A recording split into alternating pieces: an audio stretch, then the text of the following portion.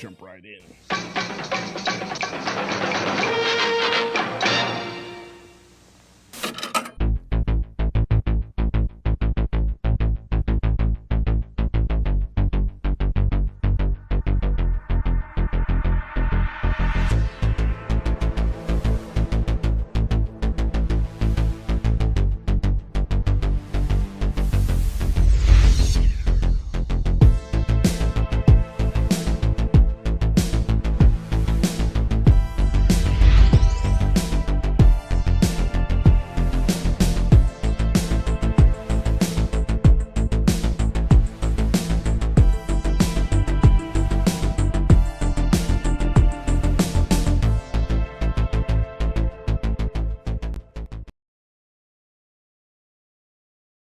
Hello, everybody.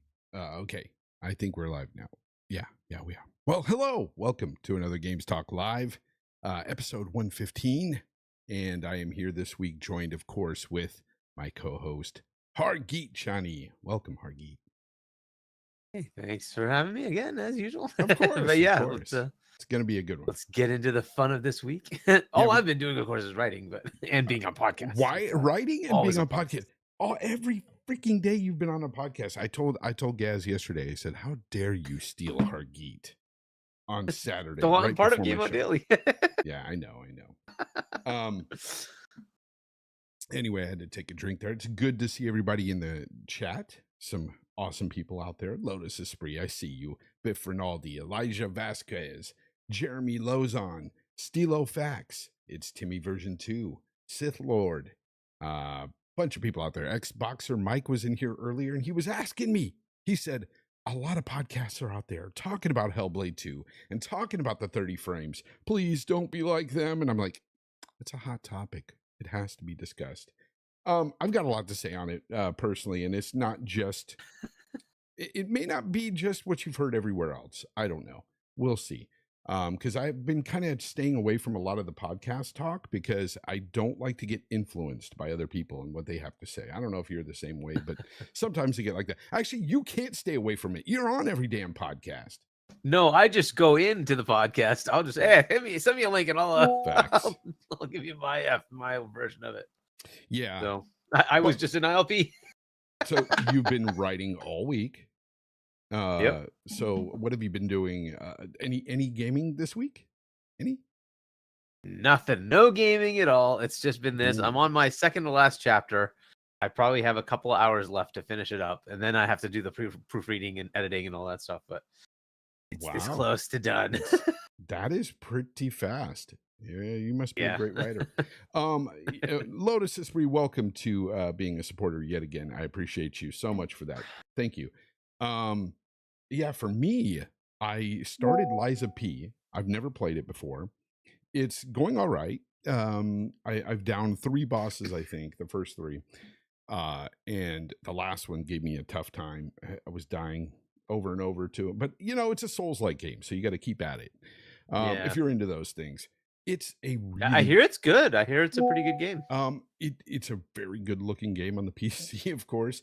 Max settings, freaking it's gorgeous, 120 frames locked. It's awesome. It's very well optimized for sure. I heard it's well optimized on the console as well. So if you have Game Pass, if you haven't tried it's still there, right? Yeah, it's still there. That's where I'm playing it. Game Pass. Once PC. this book is finished, I'll start heavy into the gaming again. It is pretty tough. It reminds me more of Bloodborne than like Dark Souls or Elden Ring.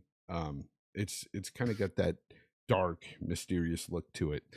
But aside from that, I've been working heavily on my next project within a different community. So I told people on Twitter that I was going to be starting a new podcast, and people were wondering what it was. Some of you got it, and I'm not going to tell which ones of you did, but some of you know what I was going to do. It's something that I've been wanting to talk about for a long time. I've been interested in this stuff for many, many years. Ever since I was a teenager, I've listened to a lot of late night radio, a lot of podcasts on the subject. I still fall asleep to podcasts on this subject because it's just interesting to me. It's entertainment. And that's what I want to bring to everybody else with this stuff too. And I told everybody on Twitter that I would tell people what it's about today on the show, and that time is now. So without further ado, I want to show you the trailer to my new channel and my new podcast that's going to be come out. Yes, I have to regrow this thing all over again because it's not gaming related. It's not going to be here. That would be silly. So check it out.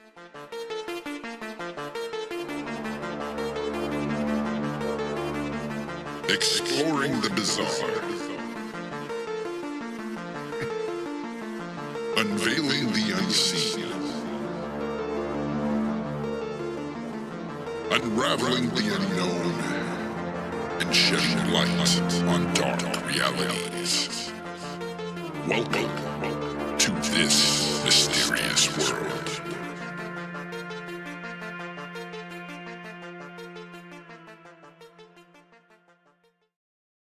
And there you have it, folks. This mysterious world is my next project, my podcast that I'm going to be putting a lot of time into, as well as this one. So every Sunday you're going to get GTL Games Talk, and over on that other channel, which will be in the link of my description in this video now. And I would hope if some of you are interested, entertained by that stuff, come take a listen. It's going to be Wednesday nights. This thing is meant to be like a late night radio type vibe show. So it's going to be done 9 p.m. Pacific time, which will be midnight East Coast time. So I know it's a little late for some, but it's always on demand. You guys can listen to it after the fact.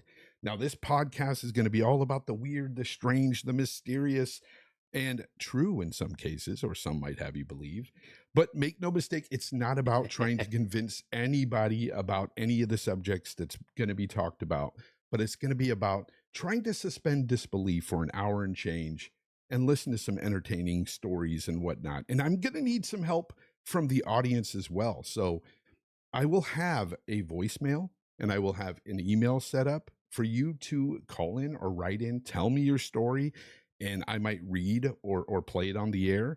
Or I could you can leave me your callback or your email, and I can get back to you and we can talk on Skype live on the air. We can talk about your story. I'd love to do that because honestly, it's an outlet that I'm going to be really creative with and have a lot of fun with. And I want you guys to be along with the ride. So anyways, there's that. Now we can get into the gaming. Leverage Discord for that if you wanted. Discord allows you to like say, hey, temporarily I'm going to allow so-and-so onto the server, and then you can jump them into your live, right? And that way they can talk I can to do you something live. like that as well. And also I have a dedicated phone number to that as well. And you'll find all the links to that email, phone number, everything within that trailer video on the site. So nice. YouTube / This Mysterious World. And it's a new podcast coming. April 24th is the launch. So that's where I'm gonna have it. So I'm gonna have a lot of fun with that. Now, let's get into gaming talk. We can get by all that weirdness stuff out of the way. A lot of people in this community were asking me to do it. So that's why I decided, you know what? I've been wanting to do that for a while. So you have Fonz Gaming. So you're gonna be Jay Fonzarelli. Jay Fonzarelli over there too. Yeah, of course. That's my name. So Jay Fonzarelli over there, host of This Mysterious World podcast. Nice. Awesome. So it's another outlet, man, another creative outlet. Let's get into the topic of the day.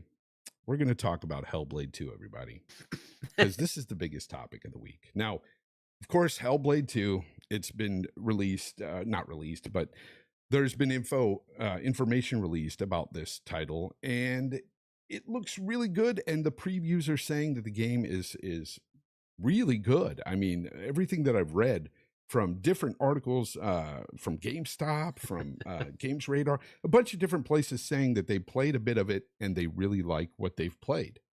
Hargeet, I know you've seen all this, right? It looks good so far. I've seen a lot of things of it. I've seen some of the footage, and I've certainly discussed plenty about it. But it honestly, it looks really good, and I can't. It's probably the best looking video game that we have. I think that we're going to have in quite some time. It looks that good to me. However, Again, like I alluded to earlier with somebody stating they didn't want me to talk about the 30 frames thing, that was leaked as well. Not leaked, but put out there. The game is only 30 frames and there will be no performance mode. And it's got some of the Xbox crowd saying, hey, you know, I would like a performance mode. This sucks for me. And I totally get it. And you got the other side saying, you know, shut up, be quiet, 30 frames is fine. And that's really not the attitude to have, especially when we've come into this generation, when we were told, hey, 60 frames is the standard going forward. And these machines were capable of 120 frames. Now I know the other side of this too. And we're going to get into this right now, Hargeet, because you were one of the 3 on RDX that said it last year, early last year, that with Unreal Engine 5, we're going to have to make concessions on frame rate because it's a very taxing engine. Do you remember saying all that back then? Oh yeah. And I remember the back and forth with Dealer. I hope he's doing well. I don't know where he is, but Dealer was adamant. No, they'll have 60 FPS. And we're like, I don't know. And like D was like, dude, they'd have to go to 1080p and 1080p sucks. And you don't understand what you're saying. And Zocker's like, yeah, I don't think they're going to have it. I think this is going to be 30. And I'm sitting there going, I'll believe it when I see it. Like, I just see too many patterns here saying it won't be. And I think a lot of companies are going to do just what, you know, Ninja Theory did and say, no, I want to show it in its best light. Unintended. And so it's going to have ray tracing. It's going to have lumen. It's going to have nanite, and it's going to have 30 frames. You can just deal with it. So I'll believe it when I see it. By the way, Lotus Esprit, thank you very much for the 5 gifted memberships. I appreciate that so much, thanks. Man. That's amazing of you. Thank you. You're very generous. But yeah, I totally remember that. Yeah, it was very contentious. Very generous. Lotus, man, crazy generous. So the 30 frames thing, here's the angle I'm going to take on it, because I know I look at these consoles, okay, and I can see that they're already, you know, they're outdated when it comes to new tech, of course. I mean, they've already been out almost 4 years now, and they're just not going to utilize all these new features. We're getting nanite and all this stuff coming from UE5 and be able to run these games at 60 frames without taking some steep concessions, right? So I'm thinking to myself, it's one of 2 things though. Here's the angle I'm going to take, guys. I'm kind of upset when developers like Ninja Theory did, when they say things like, you know, we felt that 30 frames and the cinematic mode is the way to go with our game, because I don't believe that at all. I don't like when they say this stuff, because all you have to do is to look to the PC. Okay. They don't freaking lock their games to 30 frames to some cinematic mode on PC because that was their intention. Their intention has nothing to do with that. I think that at the end of the day, it's one of 2 things going on here. Either they don't want to do a 60 frames mode, and that's their prerogative not to do it. Hey, I don't know the reason why. Maybe it takes too long to optimize it. Maybe, you know, they just don't have the time to work with it. But it's either they don't want to do it or the hardware can't do it. Would you agree with that, Hargeet? Yeah, essentially that's it. Look, there's several things to think about in this specific instance, right? When most of the times you see a game trailer, it's way, way better than what you get in the actual game, right? That's usually what ends up happening. And, you know, this was the game that was announced right along the Series X. And the game trailer they showed was stunning. You're like, what? This is what the next gen is supposed to hold, right? Okay, that's awesome. But then usually you have the dip down when it actually comes out, and they're like, no, we're not going to do that. What we're going to do is give you what we said we're going to give you. But that makes it so that you if you did a performance mode, you could do it, but you would have to cut fidelity. There's just no way around it. You'd have to cut fidelity. And they're like, no, we're not going to do that, right? So that is a totally fine path to take, to say, no, we're going to give it to you in the highest quality possible. I want the presentation on the Series X to be exactly what we promised. And so that's what you're going to get. Yep. That sucks for those who want the performance and can't afford it, right? Because the reality is, if you have a high-end PC, you can, just as you said, you can go ahead and play it whatever frame you want. No problem. Yeah. Right. But on that bespoke hardware, it's not going to do that. And like, it is a choice. Yes, you can make the choice. The problem that we're running into is the big games so far. That is the choice they've made, right? Yeah, So, because people keep pointing at games like Immortals of AVM. It's running Unreal Engine 5, but it's at 720p at the 60 frame mode. And it's not even a locked 60 frame. I mean, Digital Foundry even laughs at that game when they mentioned the 720p on that mode. Right. So, and you know, if that was what they wanted to do here, they could do something, you know, like that. But then you just get to the point of saying, okay, now it just looks like mud.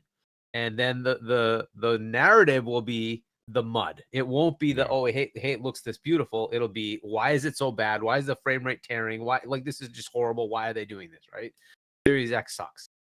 No, they're like, you know what? We're going to show up. We're going to show up the way we want to show up. And we're just going to give you one mode.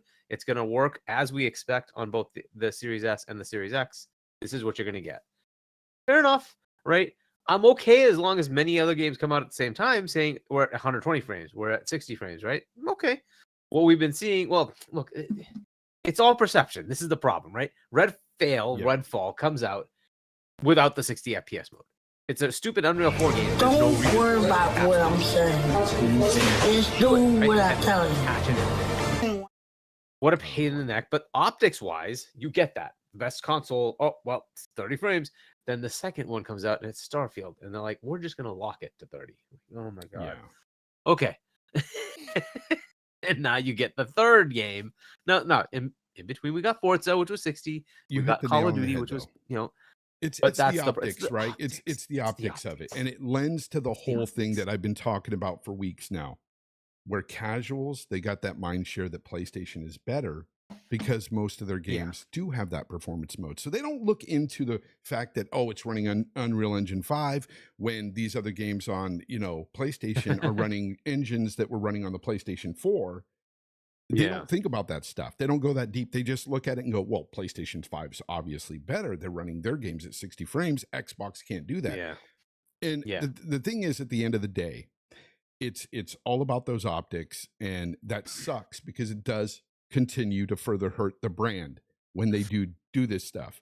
And for people that are arguing with me and stating that, you know, my take on Ninja Theory either not wanting to do it and their whole cinematic thing being BS, well, all I have to do is go back to the first HellBlade.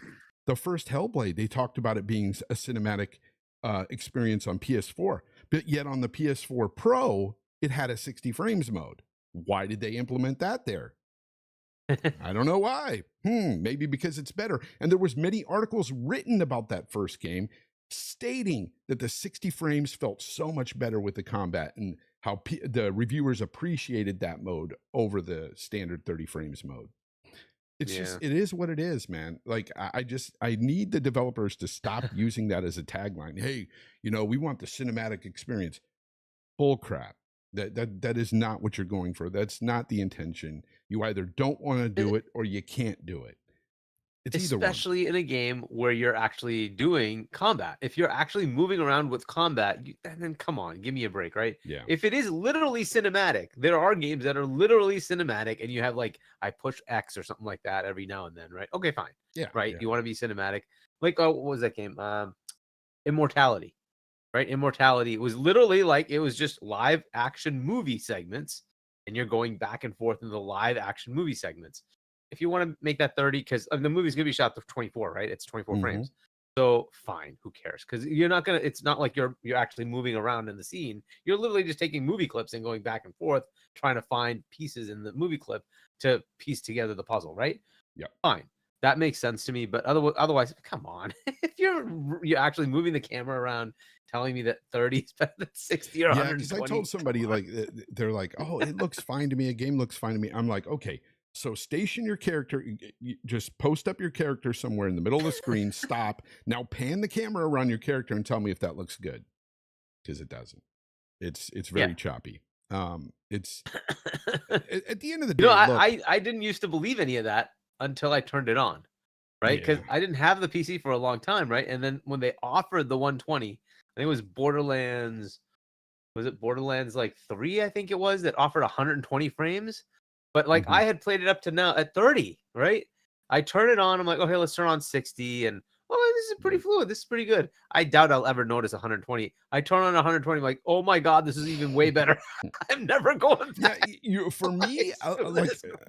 around 90 frames, it starts to get kind of like blurry. Like I don't know, I can't really tell all that much of difference between 90 frames and 100 plus. You know what I'm Yeah. saying? Yeah, at some point it But starts to diminish, but yeah, yeah, diminish it's for pretty sure. good, man. But the gains are still there, and it's very apparent when you go above 60, right? You can see it, and Yep. it's just an awesome thing. But let me just say this though, it's not the end of the world. Hellblade 2 still looks like it could be one of the best games of the year, according to all these people who've previewed it. Now, I myself am not going to champion a game I didn't personally like the first one. Yeah. You know, I can't really champion the second one because I'm hearing it's a lot of the same. Yeah. So for me, it's not going to be the be all end all game for the year or whatever, but that's just me. I'm one person. If a lot of people objectively love this game, hey, that's amazing. Like that's all that matters is what you think out there. And at the end of the day, What do you think it's going to get for meta? honestly, I think it's going to get a pretty high meta based on the previews. I think it's going to get probably near 90. Wow. It may even hit above. Who knows? Wow. The one thing Yeah, I'm I'm not thinking seeing, it'll be high 70s, low 80s. do you know what I'm not seeing? I'm not seeing the media really bashing it for being 30 frames that have played it. Yeah. I'm not seeing that. And that is a good indication that this game might get a high meta score. They're just praising it right now from Yeah. what they've played. So that's all you can really judge it on is right now is the way it plays and everything, even at 30. I myself will try the game, of course, Game Pass. I'll have it on the PC. I'll boot it up, play it, see how it is. If I can get through the game and I enjoy it, that'll be something. I'll be, happy with it if I can do that, of course. But yeah, it's not like the end of the world. It's just one of those things where it's like, another Xbox 30 frames game. Damn, wish they could have added a performance mode there for everybody on console. But again, I'm not going to harp on it and be like, this is outrageous. Unreal Engine 5 is very taxing. I think this. So at first I was thinking there's no possible way any of these Unreal Engine 5 games that choose high fidelity can hit 60 frames. But I think, because we're going to get into this in the next topic, I think that if anybody can do it, it is the Coalition with Gear 6. Somebody did it already. Well, and that was it wasn't bad looking. It was RoboCop. RoboCop does that. They just did it by tweaking what Lumen does. Okay. So instead of it being at full frame and then taking the ray tracing from there, they've cut it to 1/16. Cool. It's an interesting technique to use. I don't know how well it worked because I haven't played it. I actually have the game, but I haven't played it. And I don't know if it does the same thing on PC because I bought it on PC. But it does do 60 frames. It's UE5. It uses Lumen and Nanite. So that is kudos to them, right? And the team that could do it, and I assume it's what you're talking about, is Coalition. Coalition can certainly tweak the hell out of an Unreal Engine, right? Well, they've been working with Unreal Engine 5 for years now. Literally. Yes. I mean, they've been working with Unreal Engine 5 closely with Epic. I think if anybody can do it and do it really well, it's going to be the Coalition with Gear 6. Even if the campaign, even if they push that to the max, and let's say they couldn't get it to 60 on the campaign, I'd say you're looking at a 40 hertz mode, one of those VRR 40 frames, 120 hertz mode deals that they do with some of these games. They'll do it. Right. But I'm giving them credit for something. I know if anybody it's can, it's tough. done. Yeah. But I think they'll do it. I think they get to 60. But for sure, the multiplat, I expect that to be 60 no matter what. But I can't just come out and say for sure it's going to be 60 because, again, Unreal Engine 5 is pretty taxing, and I don't know how much they're willing to sacrifice in terms of fidelity because Immortals of AVM and some of these other games that have done it, it looks awful. It looks like Vaseline smeared on the screen. It's terrible. So I don't know. We'll see. But the Coalition, I think, it could possibly do it. Did we hear anything else about Gear 6? Like, what else? Is there any other news? Because I didn't hear today. Yeah. From Jez.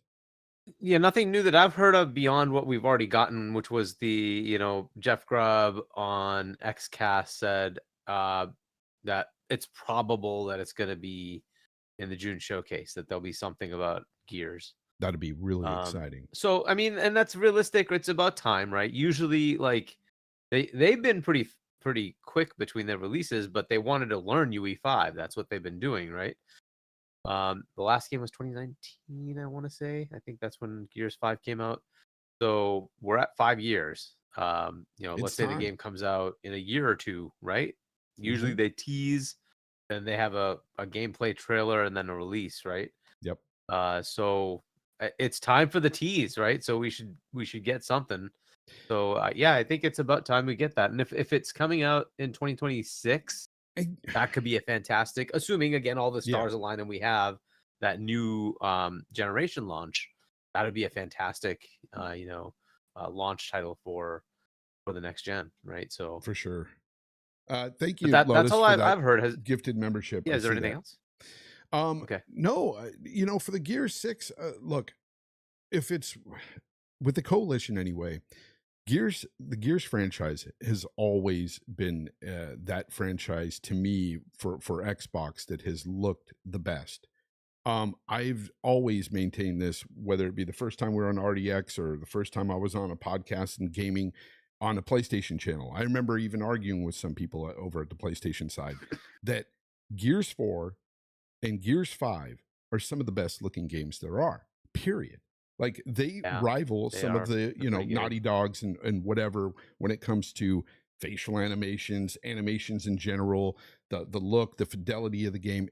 Amazing stuff comes from the Coalition. So I'm excited about Gear 6 because not only is this the next, in line for the story or whatever to progress the story, but it's also a next generation title. And I can't wait to see what they do because I really think that they are going to push the limit of the Series X. I really do think that.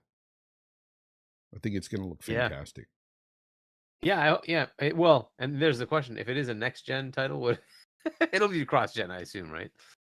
But oh, I see what you're saying. If it's next gen, yeah. I assume it'll be cross gen as well. But make no mistake, it's going to look incredible. I'm sure a lot of people in the chat. That's how they give you 60, is they say it's 60 on next gen. No, but it's Unreal Engine 5. To be fair, it is the latest engine. It's the most taxing engine supposedly out there right now. So we'll see what they do with it. But I'm excited for that. I really am. There was a super chat here. Yeah, there was a super chat from Spartan661. Thank you very much for the $4.99. He says, "Excellent, talented band on your shirt." Thank you. Yeah, I love Pink Floyd. He says, "And very fitting for the eclipse tomorrow." Yeah, that's right. There is an eclipse going on tomorrow, and there's all kinds of conspiracy theories around that eclipse and what's going on. It's stuff that I would keep for my other channel, but damn it, I'm not doing my podcast just yet over there. But if something does happen, we will talk about it over there for sure.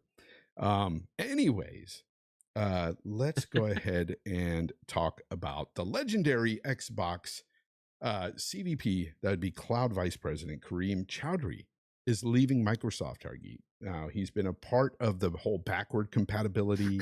He's been part of the cloud, everything for them. He's been there for 26 years and he's leaving. So is this more doom and gloom for Xbox? Is Xbox dying? How will they survive? It's one person out of 20,000. That's it. It's the linchpin, the one man. Oh, wait, no, it isn't. Yeah. Tell us, for the love of God, is Xbox going to die? Oh, my goodness. No. Okay. And by the way, he wasn't the one who did. He led the team who did these things. All right. So, and maybe he does lend something to it, and that's fair, right? Of course. Ultimately, like the team of developers actually did all the magic. I'm just saying, anyway, it's so whatever. stupid. Everything is always doom and gloom. Every time somebody leaves, oh my God, Xbox is dead. They're gone. 2027, it's over. That somehow the Xbox in your living room is just going to disappear in 2027. It's gone. All the games. I gone. mean, come on. Come on. There is just such a ridiculous amount of anti-Xbox crap out there, which I call the Xbox tax, that it's just annoyingly sickening. Yeah. Like literally the other side. Jim Ryan's gone. Connie Booth's gone. They've closed down studios, right? Naughty Dog, freaking what's his name, is saying this is my last thing. I'm done. I don't even want to do this anymore. My kids are growing like without me being home, right?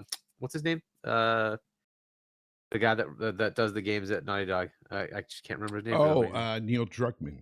Neil Druckmann, yeah. And he's like, well, I want to stay at home with my kids now, so this is my last thing. I'm gonna go do that. Like, dude, go tell me how your studios are doing. Tell me how like your company's failing. The freaking profits are dwindling. They're buying $70 billion publishers. You're telling me that they're gonna like fail now? Like, give me a break.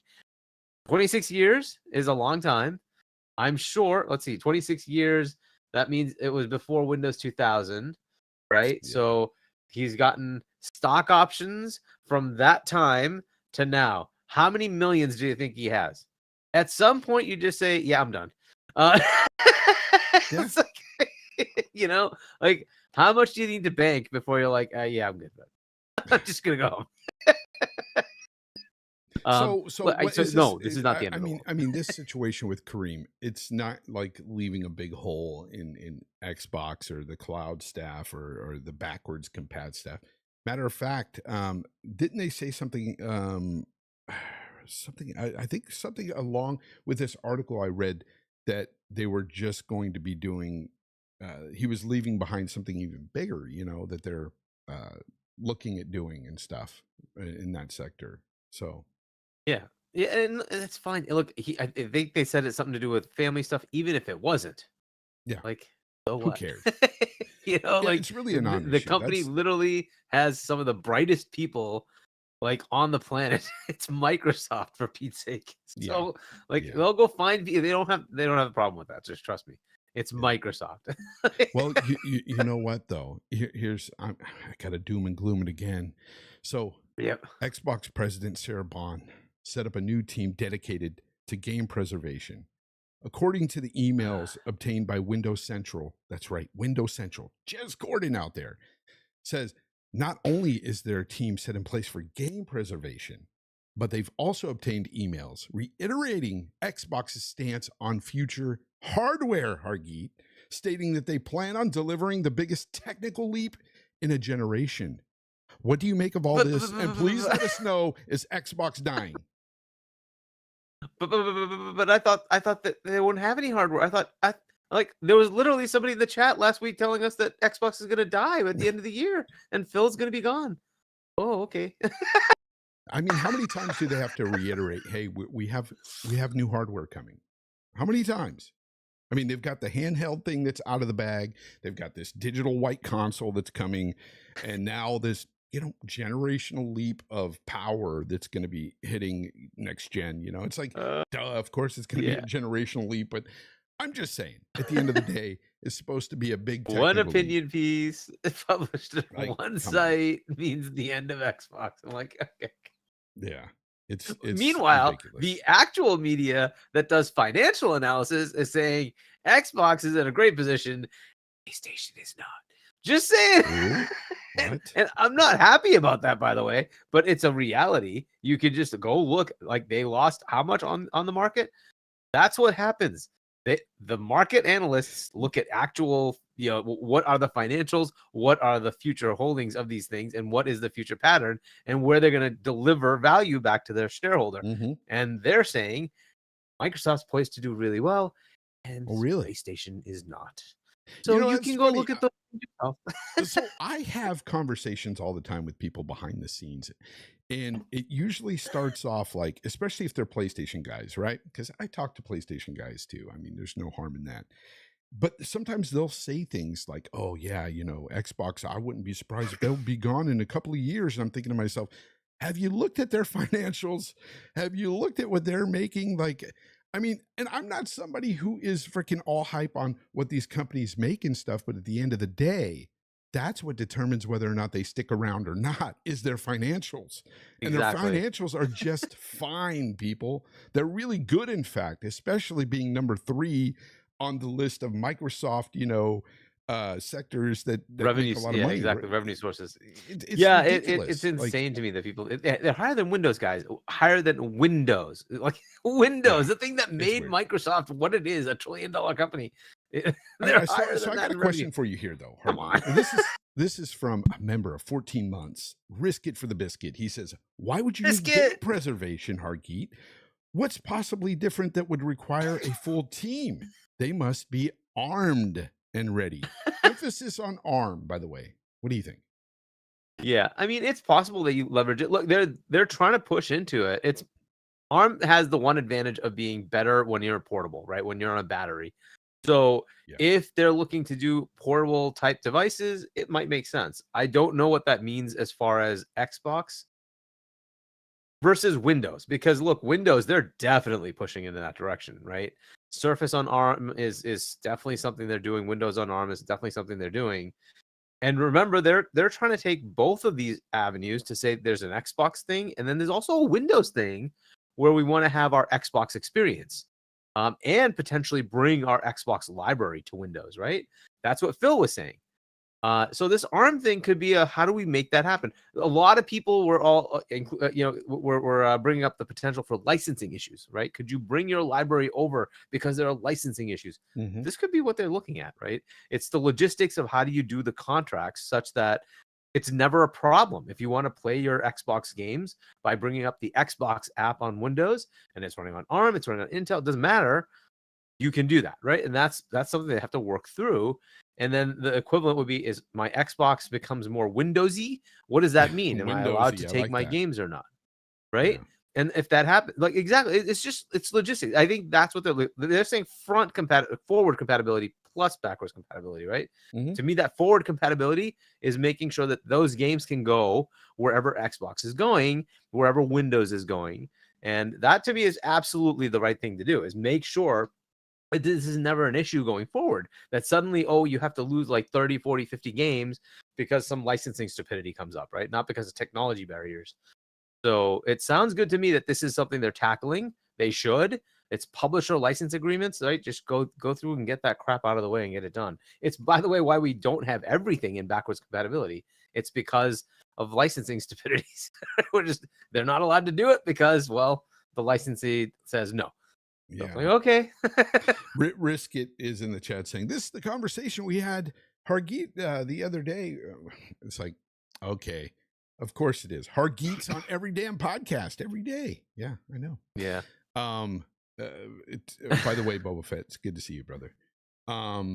He's been away for a little while, away from social media and stuff, and that's an awesome thing to do sometimes, get away for a bit. Then come back and be re-energized and all that. And it's good to see him. Good to see him. I notice when people disappear for a while, and I like seeing Boba around.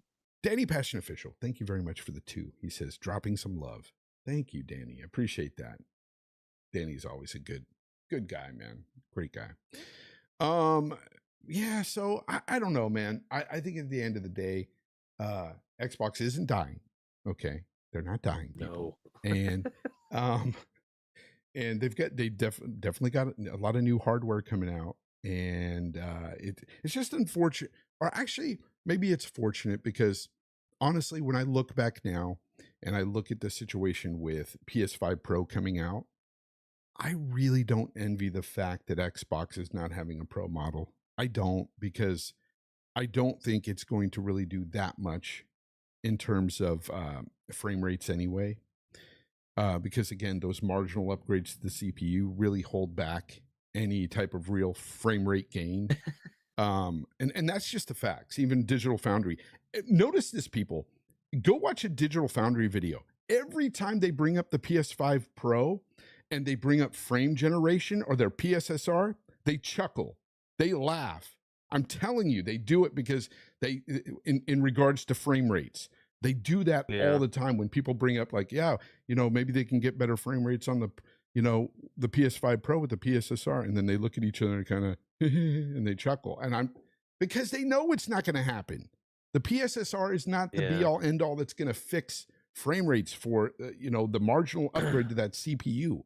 The fact is, these games are very bottlenecked by the CPUs in these consoles, and that's just it. With a lot of these new games now, it's just that CPU is the bottleneck, and that's something that we had last generation as well. I'm not looking at the fact that, and I'm not saying these aren't way better than last generation CPU. They're just getting old. Yeah. That's all. They're getting old. So I don't Yeah, see I mean, it as look, a big there's win for them. They're going to have better looking games. They will. The PS5 Pro is going to have some You incredible won't looking really games. notice, but yeah. But I mean, it is what it is. If they play around with it, like the things they're doing, they're putting some extra ray tracing capability built in, right? If it's viable to use that as part of Unreal Engine, right? If it's viable for Lumen to take advantage of it, it might be possible to offload some of that. So I don't know, right? It is possible. They would have to bump a resolution down a bit, and then yeah, try but you're bring it back. you're looking at how much are they willing to concede, and also that jump from 30 to 60. Are they?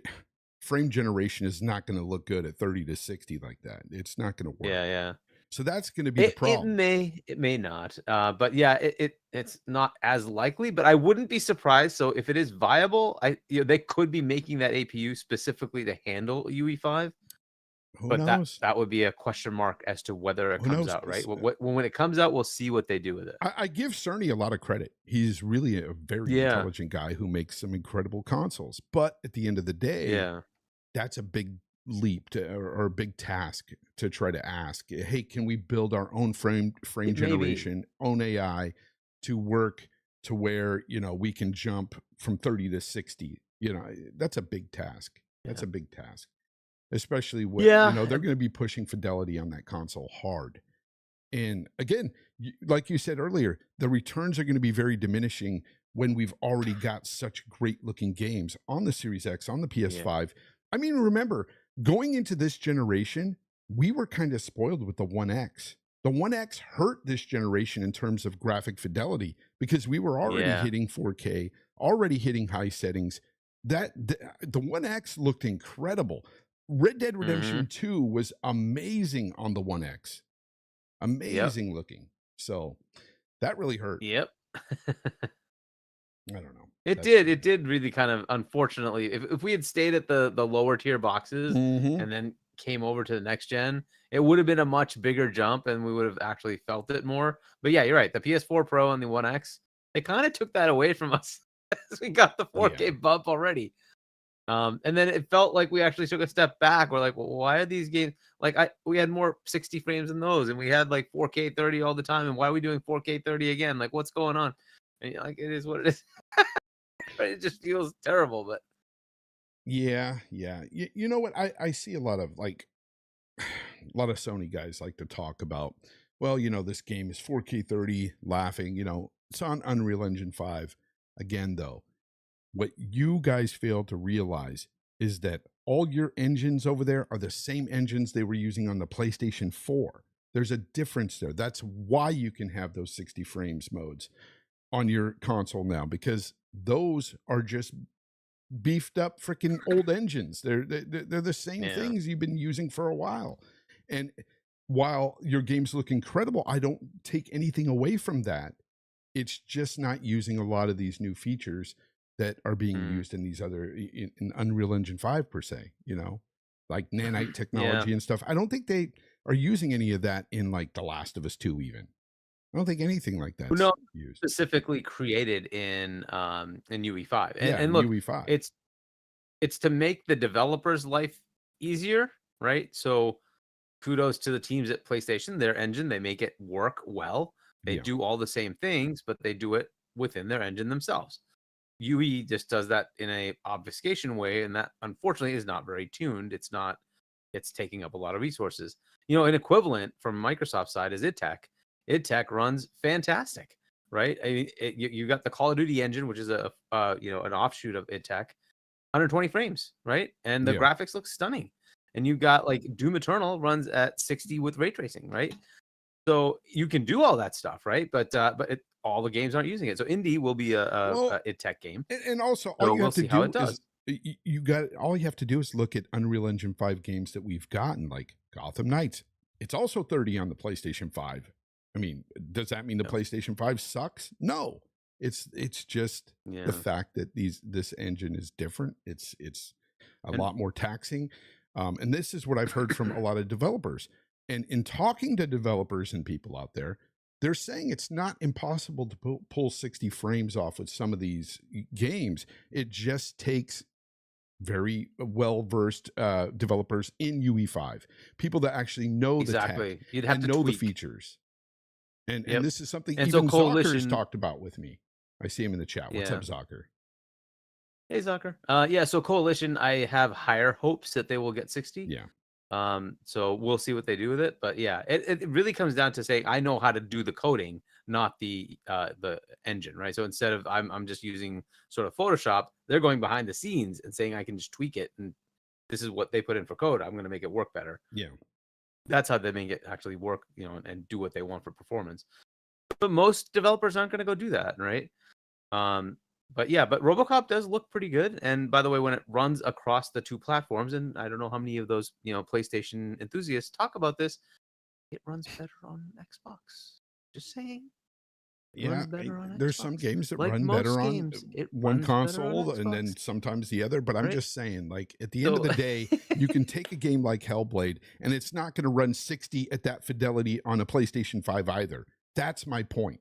That is my point. That 60 mode on RoboCop, it's usually 50 on PlayStation. It's 60 on Xbox. Oh, so just saying, like, and I'm not saying that's terrible. 50 frames is still pretty good. VRR will take care of the rest, right? But it's a 10 frame differential for the same bloody game.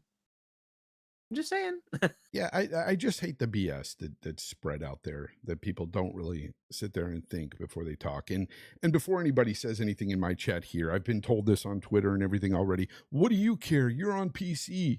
You know why I care? Because I do own consoles as well. But I do care, and you guys may think it's silly, but I care about gaming in general. And I think that just because I may choose to play a game that may be locked at 30 on console on the PC, I still care about other people wanting options for their consoles. I think there's nothing wrong with asking for better.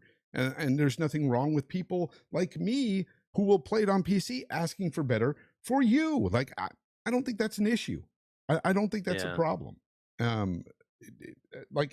It just doesn't suddenly, I just don't have a switch where I turn it off and like, I'm no longer a consumer. I don't care about those little things. I've got a 4090. I can brute force it to run 60. No, if something's not well optimized, if something is not really, doing, what I think it could do, I'm going to speak on it.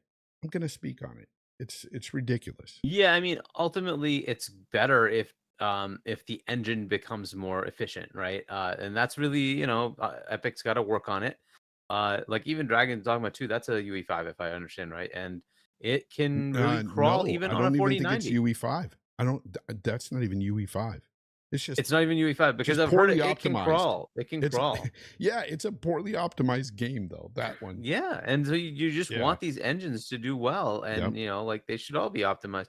Now, is it going to be relatively easy to do? I don't know. Is it going to be useful for them if the next gen shows up before they bother optimizing? I don't know. Right? These are always headaches, right? But I mean, the visuals are stunning, but there's a cost. There's a penalty you pay. There's something I have to bring up because I've also seen this on Twitter, speaking about the whole thing with the 60 frames and stuff. I started seeing this with the HellBlade 30 frames fiasco on Twitter, and people are starting to say, some of the Xbox community, like putting memes out there and telling people that all you 60 frames guys talking crap and everything, but you'll be over here playing GTA at 30 frames with GTA 6. And I'm thinking to myself, most of these console people, okay, like myself at one time, aren't saying that I can't enjoy a game at 30 frames. I can still enjoy a game at 30 frames. If I have to, I will play it at 30 frames. That is my choice. You may not or whatever, but most console gamers just want the option. It's not about, hey, I can't play a 30 frames game. I'll never play a 30 frames game. No, it's about them wanting the option. That's it. Yeah. And I think that's ridiculous too, how people are just constantly saying, that we're just whining for nothing. And it's like, no, We're not. It's something that we should all, you know, this hobby is freaking a hobby in which it's a very personal hobby, and if we want to do certain things a certain way or play games a certain way, we should have those options, especially if these boxes are capable. That's what I'm getting at. So Yeah, I'd say take that a step further and say, like, when you're designing these boxes, you should work with the major engine providers and say, yeah, what are you planning to do? And if that is not going to be handled by our system, we need to work with you to handle it correctly, right? A lot of this, you know, especially Xbox, they kind of just leave it to the engine developer, right? And I think they should reverse that and say, no, let's work with your engine and make it work best on our system. How do we make mhm, that happen? Maybe they do that, maybe they don't. I think Coalition is the one that kind of helps, but it's like Coalition has a job outside of doing, you know, Unreal Engine 5 stuff, right? Or Unreal Engine at all. They have to make games, right? So I heard though that maybe they took some of that team and put them in a separate group now that is just supposed to do that. Maybe that's true. If they do that, fine. Then maybe that's the right path. But I think they should do that as they're making the next gen box to yeah, say, what is it you want, right? So, hey, what's UE6 look like? What are you planning to do? And how are you going to tax my system? Let's make sure that there's no issues with that. And we're not going to have another stumbling block, right? I think that's a better answer, right? And I don't know if they did that with this generation at all, because it seemed like it's definitely hitting some limitations, right? yeah, So I think they should just coordinate. UE is going to be a big one, right? Unity is going to be the other big one. They should just make sure that they're taking care of those. Certainly, Microsoft owns several that they can handle as well, right? So I don't know. That's another lesson learned type of thing, is to say, let's work with these bloody people and like fix it. So when UE6 comes out, we're not blindsided. Oh, you need this bandwidth and it's not there. Oh crap. No, you bake it in because you know it's coming, right? yeah. So I don't know. It's just things to think about. Yeah, no, it is. I got a question for you, Hargeet. Um, what is this about Xbox not being the only one rethinking console exclusives? Please tell us, are PlayStation and Nintendo dying as well? Please. Nintendo is actually doing pretty well. This year might be a little down for them because they were expecting to release a console. They aren't. They're going to push it to next year.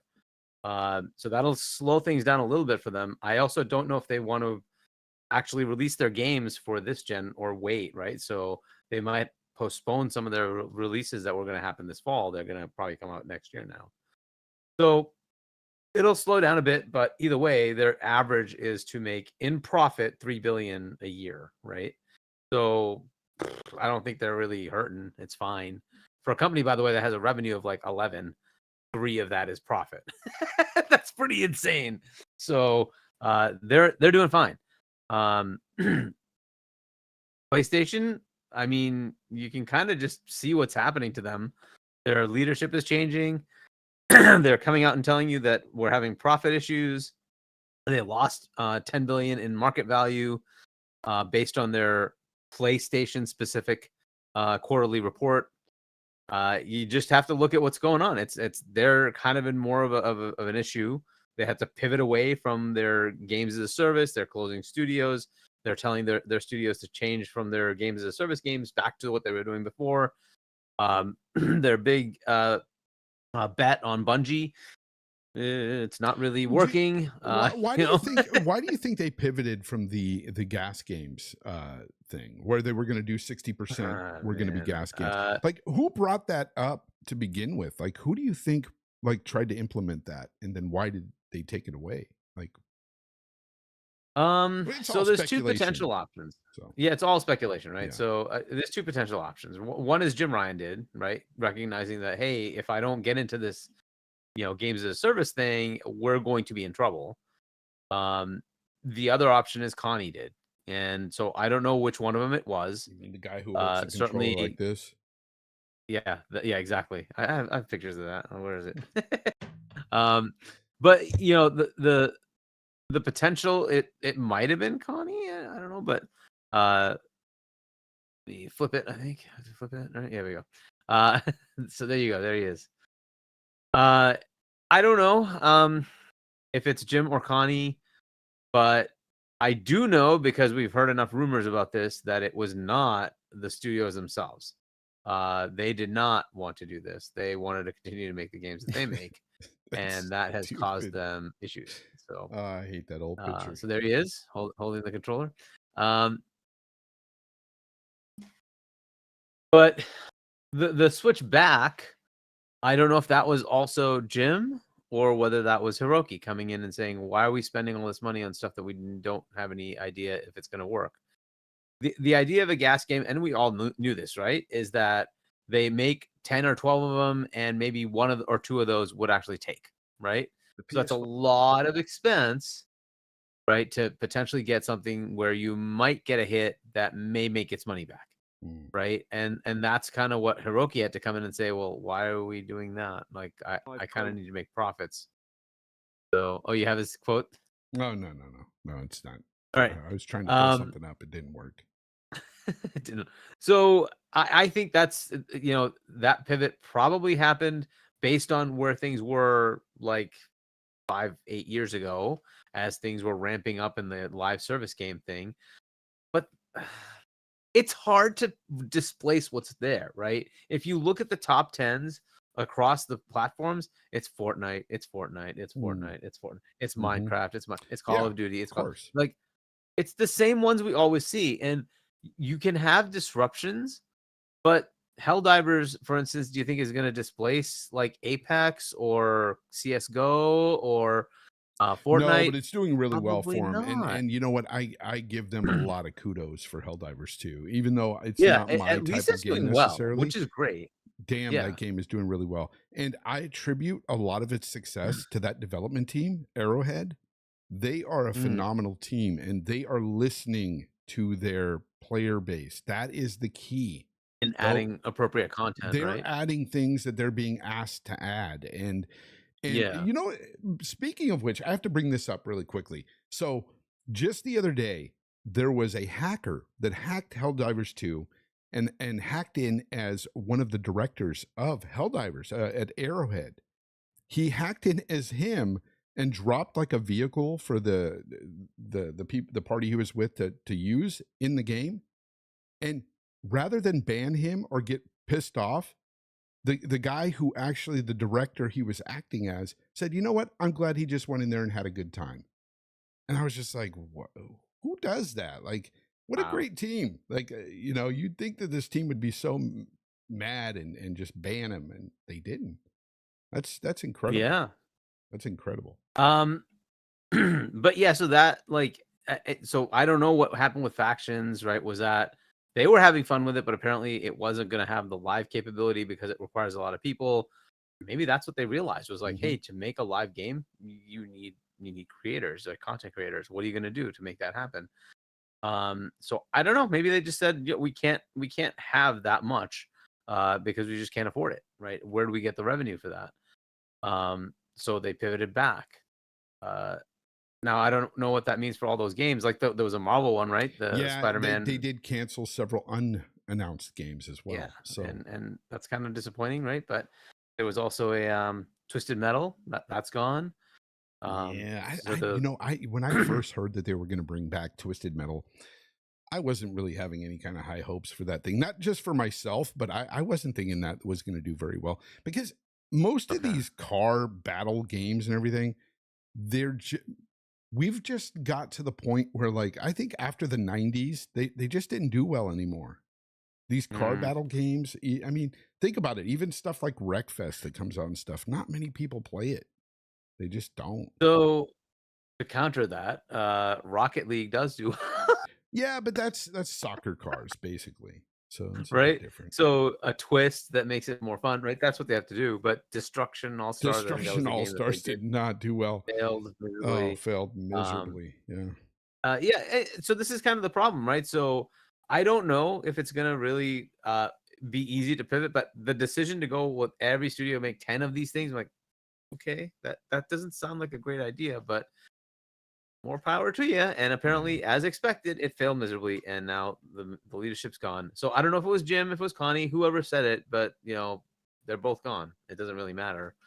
and now they Yeah. pivoted back. Yeah. I But guess it that really does mean doesn't in there's the gonna be grand scheme of delays. things. I think there's gonna be delays for games. Like they have a showcase potentially coming up Oh, next month. you know right? what? That's I proven think that. you're onto something there, because I think that's the reason why Hiroki made that announcement that, hey, we're not going to have any big first party games until May of 2025, because they may have been potentially delayed because they remember they were trying to get Naughty Dog to build their gas game as well. Like all their studios were building gas games as well. So Yeah. they pulled back on that. So So- of course, now they're trying to scramble and get other games out. And anyways, hypothetically, anyway. We'll see.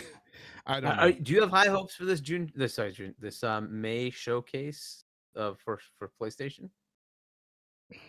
Wait, is it a state of play or just a showcase? Or just We a don't state know of which play one it or is. a showcase? Yeah, so I don't know. We don't know which one it is, but supposedly we're supposed to be leaning towards showcase. But I whatever. never count Sony out. I'll tell you what. Like every now and again, Sony has a show or they do something that really wows the crowd with some of their games. This may be one of them. Who knows? They've been quiet for a while, so I expect to see something big coming from them. Some announcement of some game that might not even come out for 4 years, but that doesn't matter to me. I've always been one that say that I wish Xbox would do that. Just like give us games that are even years out. I don't care. Like get people excited, get people, pumped they up. They did, by the way, and then got destroyed for it. Where's Fable? Where's Perfect Dark? Well, I don't mind that sort of thing. I don't mind that sort of thing. I don't personally. I don't mind that. I like seeing these games. I want to get excited about games. So I think that Sony they can have something up their sleeve that's phenomenal. And who knows? It might be something. What if they announce something to coincide with the launch of PS5 Pro? You don't know if they have something. You just don't know. Well, they may have at least an Astro, right? I'm sure they have something with that team, right? They've generally trended towards that, to have an Astro type game to at least demo what the capabilities are, right? So maybe they do have something from that team. Is it Asobi? Something like whatever that team is, that does the Astro it's the games. Asobi Water company. Yeah. Yeah. So maybe that's Asobi Water. Asobi Water. But anyway, so I think that they might have something. Ben should be ready, I think, sometime in Yeah, I'm interested to seeing what Ben's coming up with, because I did like Days Gone. Risk it for the biscuit, by the way. Thank you for the Australian aid. That's like $250 here in America. He says, hypothetically, Microsoft decides to divest Xbox. Sorry, not invest. Divest Xbox. Can the business survive on its own? What do they stop, start, or keep? I mean, that's a question I don't know they would do. Anyway, it's making too much money. Who would buy it? Yeah, why? Divest isn't like they would just take on debt and just divest out of it. I don't know what the point would be. What would be the value of that? I don't know. I don't understand the question too much, because it seems, I know it's hypothetical. I know he said that, but it just seems so far-fetched. Yeah. Like, look, a lot of what Xbox is doing is taking advantage of Azure, right? It's to give Azure capabilities that they can sell to other companies. I don't see why Microsoft would take that away. It's also like the only successful consumer business they have. Oh, they have Surface. Surface does not really drive anything for consumer. Xbox does. So why would they get rid of their major consumer thing? Seeing Microsoft associated with Minecraft when all sorts of kids are playing Minecraft, that's kind of a good angle to get your name in there, right? A lot of people are also at the lower generations, the newer generations, they're buying PCs. Yep. Which is Windows, which is where they want to have Xbox. I just don't see the value. I don't know why they would do it. What would they stop doing? They would have to change their entire ecosystem to not include Windows, which I don't see what the value of that is, but okay. That would be one thing to do. Yikes. By the way, shout out to Boss Mod Lethal Papa holding it down in the chat. Appreciate you for being here. Also, just a shout out, because he recently built his PC. But Infinite Umbra recently got a Got PC. his, yeah. So yeah, so he's Yeah. joined Oh, yeah. the PC. I don't want to say Yeah, and he master was race being because I'm not one of those guys. I don't say PCMR. I think it's stupid. I don't he was hold these being rather consoles. slanderous. Yeah, like yeah, I'm good. I play what I like and I play where I like. That's it. Like Yeah. if it's on console, if it's on PC, so be it. You know, I don't care. It's the whole PCMR thing is stupid. It's just as stupid as the whole console war to me, anyway. I know a lot of people in my chat love that console war and stuff, but hey, you do you. I'm not a part of that. Yeah. So PlayStation, yeah, we've seen them recently, like, you know, again, Hiroki saying that he's going to aggressively move towards getting more games on PC. We just don't know the extent of that yet. Nintendo. Now, what about Nintendo? What are they looking at doing? Are they looking? Well, they're gonna. Yeah. Going PC, you mean? Are they looking at putting games on other platforms? Maybe Xbox. Oh yeah, that was what we were really supposed to talk about. Like PlayStation, are they going to go other platform, right? Yeah, both of they them. put Yeah, their games on. What's going to go on? Because I mean, Nintendo seems like the good fit, right? Because it seems like Nintendo and Xbox have a great relationship.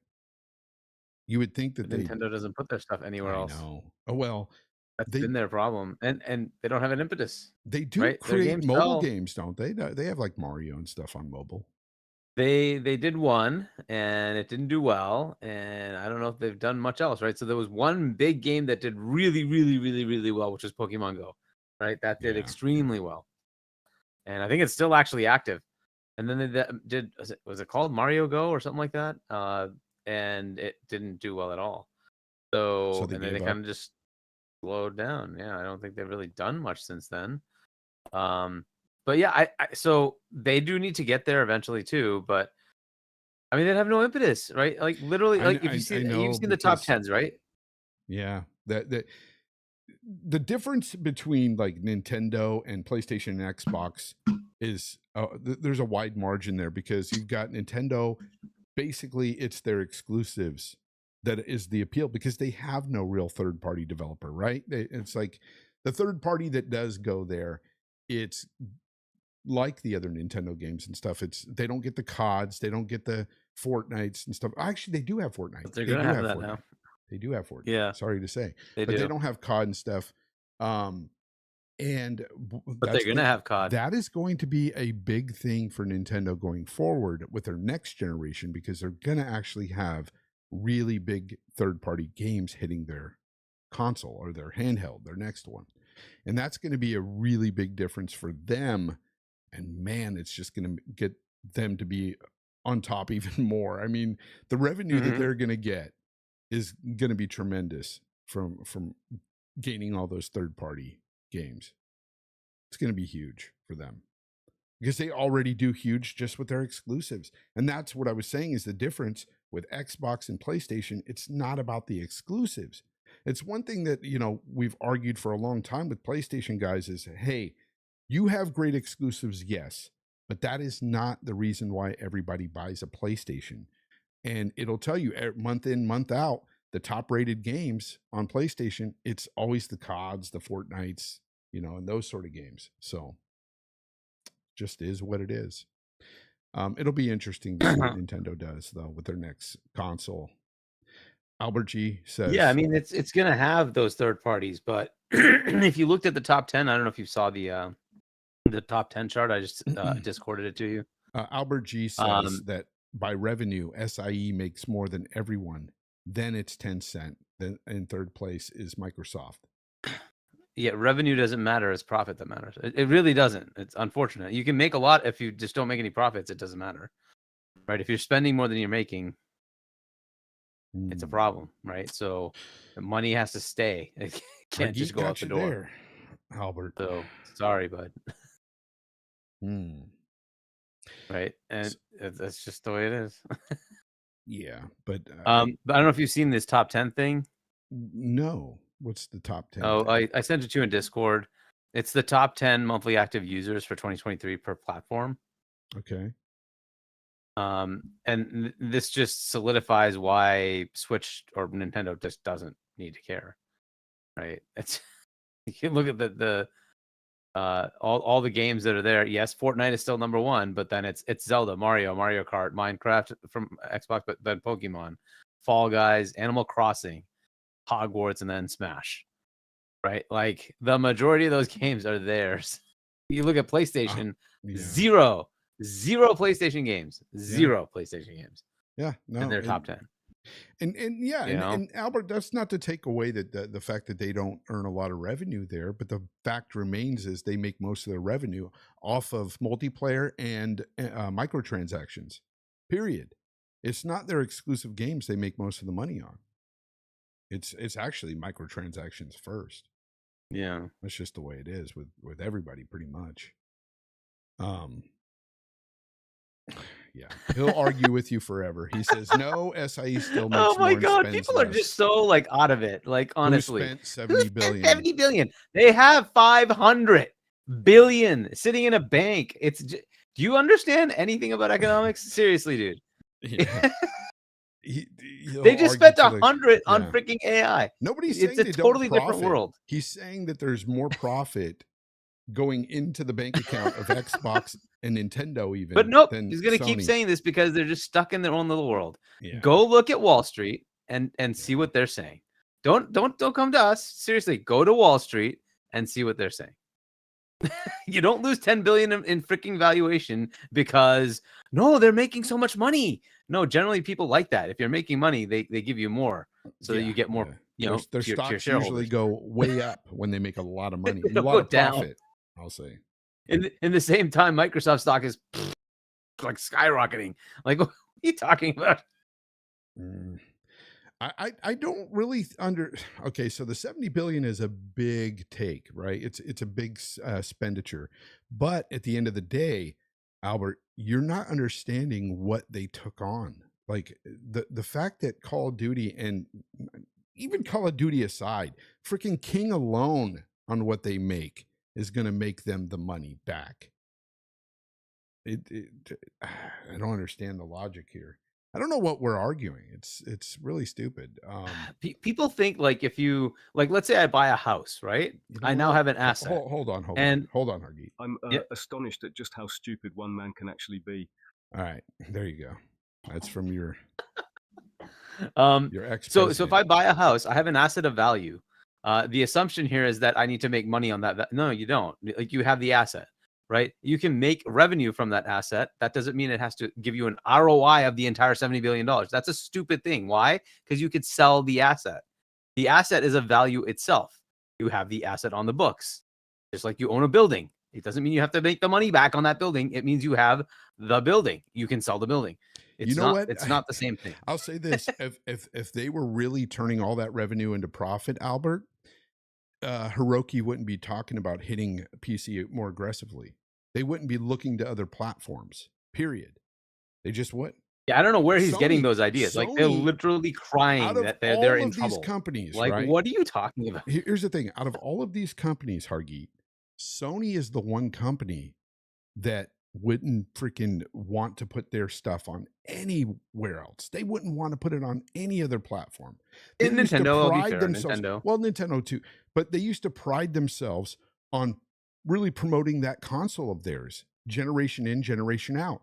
This is where our games are going to be. This is where they're going to be stuck. Exactly. And this is why even 4 years ago, Albert, people like you used to argue with people like me when I told you that they would put their games on PC someday. That is facts. That is facts. That happened a lot 4 years ago. No, they'll never do it. Hell, what was it? 3 years? Yeah, 4 years ago. It was 4 years ago. I remember that. I remember we started saying that even 6 years ago in 2017, but you know, that goes way back. But you know. And then we heard it wasn't going to be day and date, and then it was day and date. And not all their games, but you know, they're doing day and date now, right? Yeah. So gas. Oh, but it's just gas games, Hargeet. It's just gas games. Yeah. Eventually, eventually it won't be. Eventually, something comes out, maybe like a Death Stranding 2 or something hits day and date on the PC. And it's just one. And Kojima's like, I want the sales on both. It's just one. It's just one. No, exactly. I'm not hating on dude. it's whatever, man. It doesn't bother me. At the end of the day, it's just consoles, it's just video games, and Yeah, it's a hobby we love to play and to, talk about. That's all. Any other news here? Because I don't have any other thing on the agenda here. We've went through the Was there topics that anything else? I There's, was I given. think that's it. Like the top 10 thing, which was interesting. I don't know if that was did anything surprise you there? No, not at all. Because again, like this is what we've said for a long time. A lot of us were talking about how it's not the Yeah. exclusives that really have people buy these consoles. I mean, sure, some people do it, but for the most part, it's that mind share of the casual gamer out there that just, hey, all my friends have a PS5. Let me go buy a PS5. It's not really about the God of Wars or Yeah. even the Halos for Xbox. It's about the CODs, it's about the Fortnites, it's about where your friends are, it's about the ecosystem, it's about the controllers, all that stuff. Like those things take Yeah. precedent Yeah, I think over that exclusives. Yeah, I think the thing that's very interesting here is their pivot to gas is based on this, right? They obviously see these numbers, they see this, right? But what they can't do is what Microsoft can do. And so in the case of PlayStation, hey, I want to go buy Fortnite. Good luck with that. Yeah. It's gonna cost you a pretty penny, much more than Bungie. Which, by the way, do you see that one in this list? It's not. It's not there. So let's say I want to buy, I don't know, Call of Duty. Could they have afforded that? You just mentioned $70 billion. That's like almost the value of Sony. Like they just bought freaking Call of Duty. And the other one that's on here perennially is Minecraft. It's on all platforms of Minecraft, right? And that's also Microsoft. This is just the way it is. You want to buy Roblox? Isn't that like $40-50 billion? Yeah. Crazy. Yeah. But Boba Fett Gaming brings up, he said, Death Stranding 2, 30 FPS. No, it's because it's on the Decima engine and that they know the Decima engine. Decima should do well. They're not going to, it's already looking good. And it was an engine they used last gen as well. So it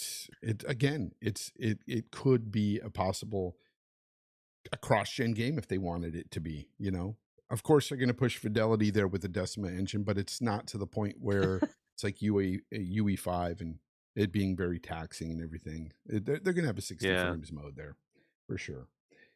I don't see it being an issue. Also, Danny Passion Official, he had asked me, I joined late. Did you talk about HellBlade 2? Yeah, we did. And just to summarize, we both think it looks amazing, looks really good. And from the previews, it sounds like it's going to get a high Metascore. We'll see. But it's unfortunate that it's at 30 frames only. It's unfortunate that there isn't an option. That's pretty much the gist of it.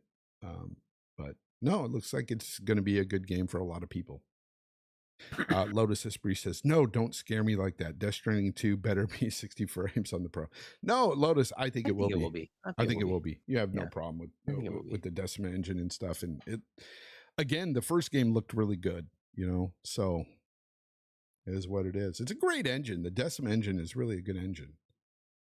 They do great with that. Anyways, that's pretty good. I think that's all we got for today. It's going to be a little bit of a shorter show.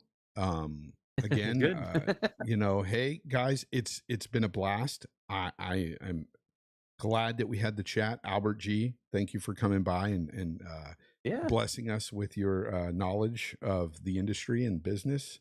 You are amazing. I appreciate that. And also, I'll put the link to my new channel and new podcast. If you are interested at all, join it. And we should have some fun over there. A lot of fun. Yeah, I'm going to start doing stuff on my channel.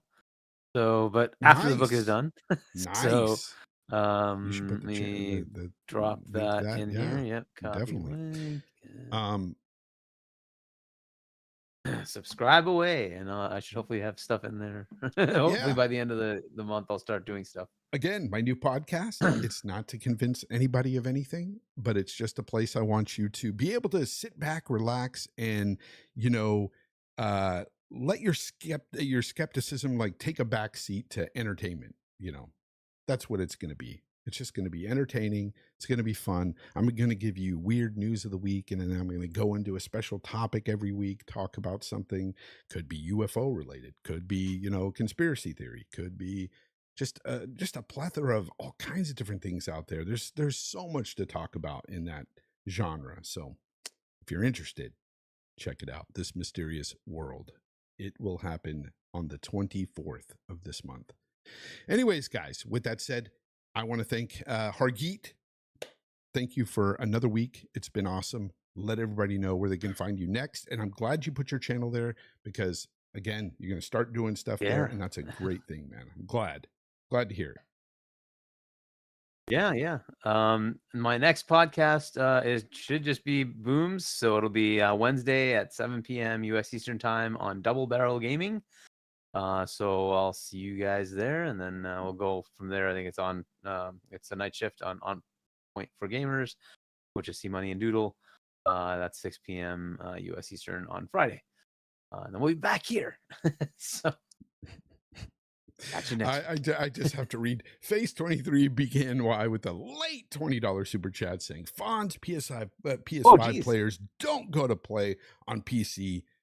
To get PS5 exclusive games at 60 FPS. They don't need to go there, he says. I do. Well, you know what? That's the only place I play PS5 games. No, they don't go there to play the games at 60 FPS. They go there to play those games at 120 FPS. With that, good night, everybody. See you next week. Until next time, game on.